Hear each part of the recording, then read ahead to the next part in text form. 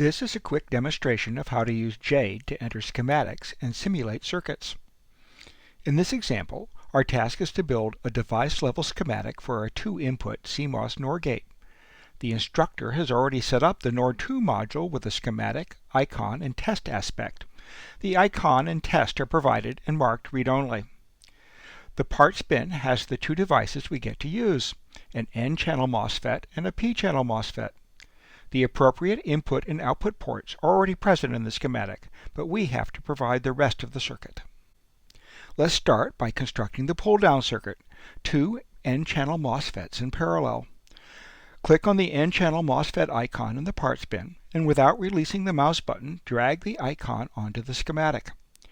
Release the mouse button when the part is located where you want it. Repeat the process for the second N-channel MOSFET. Next, let's connect the source terminals of the MOSFETs to the Z output port. Click in the open circle at the top of the left MOSFET. The circle is the connection point for the MOSFET source. And, holding down the mouse button, drag a wire, releasing the mouse button when we've reached the connection point on the output port. Note that wires which cross other connection points will automatically make the connection. Now, click and drag a wire to connect the two drain terminals. Then, clicking on the ground icon in the toolbar, drag it down and place it so that it attaches to the wire connecting the drains. Next, click and drag two P-channel MOSFETs from the parts bin and place them in series above the pull-down circuit. We position the second P-channel MOSFET so that it'll connect with the previous one without the need to draw any intervening wire. Now, click on the VDD icon in the toolbar and connect it to the top of the series pull-up circuit. Now we need to hook up the input ports. Click and drag to add a wire to connect the gate of an N-channel MOSFET with the gate of a P-channel MOSFET. Then click on the A input port and reposition it to connect to the halfway point of that wire. Then, move the B input port to connect to the gate terminal of the top P-channel MOSFET. Our last step is to connect the B signal to the gate of the remaining N-channel MOSFET. There are several ways to do this. We could drag a short wire from the gate terminal, double-click the wire to edit its properties, and set its name to B.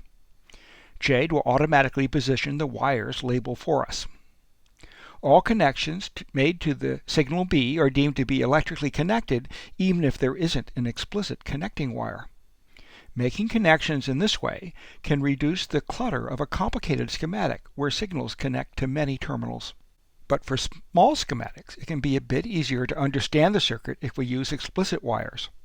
So, click on the wire we just added, then type delete to remove it from the schematic. If we change our mind about the delete, we can undo the most recent edit by clicking the undo button on the toolbar. There's also a redo button. I prefer for my wires to run vertically and horizontally, so I'll use two wires to make the connection I want. First vertically from the gate of the N-channel MOSFET, then horizontally to connect to the input port and P-channel gate. When 3 or more connections are made at a particular point in the schematic, Jade will mark the connection with a black connection dot, following a common convention used when drawing schematics. Note that the vertical wire does not connect to the horizontal wire it crosses. I can double-click on a component to edit its properties.